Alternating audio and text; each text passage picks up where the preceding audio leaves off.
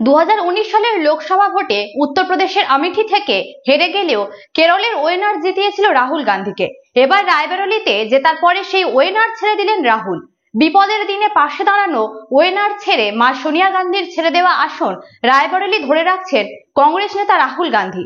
ওয়েনারে দাঁড়াচ্ছেন তার বোন প্রিয়াঙ্কা গান্ধী। সোমবার কংগ্রেসের বৈঠকে এই সিদ্ধান্ত হয়েছে।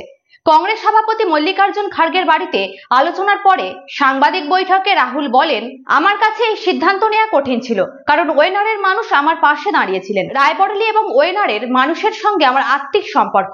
আমি ওয়েনার ছাড়ছি, প্রিয়াঙ্কা লড়বেন ওয়েনার থেকে। খড়গের বাড়িতে আয়োজিত ওই বৈঠকে সোনিয়া গান্ধী, প্রিয়াঙ্কা, এআইসিসির সাধারণ সম্পাদক কেসি বেণুগোপাল উপস্থিত ছিলেন। প্রসঙ্গত, এই প্রথম গান্ধী নেহেরু পরিবারের কোনো রাজনীতিক দক্ষিণ ভারত থেকে জীবনে প্রথমবার লোকসভা ভোটে লড়তে চলেছেন।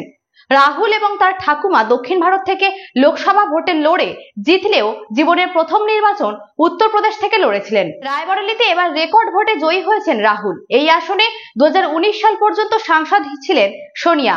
তারও আগে রায়বেরেলি থেকে কংগ্রেসের সাংসদ ছিলেন প্রাক্তন প্রধানমন্ত্রী ইন্দিরা গান্ধী। তবে কংগ্রেসের এই পুরনো গড়ে রাহুল এবছর পেয়েছেন মা সোনিয়ার থেকেও বেশি ভোট। বিজেপির প্রার্থীকে হারিয়েছেন প্রায় 4 লক্ষ ভোটে।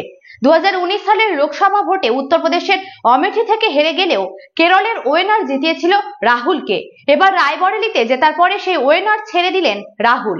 2014 সালে 44 এবং 2019-এ 52টি আসনে জেতা কংগ্রেস এবার লোকসভা নির্বাচনে 99টি আসন জিতে প্রথম বিরোধী দলের মর্যাদা পুনরুদ্ধার করেছে। ফলে 1 দশক পরে লোকসভায় ফিরতে চলেছে বিরোধী দলনেতা পদ।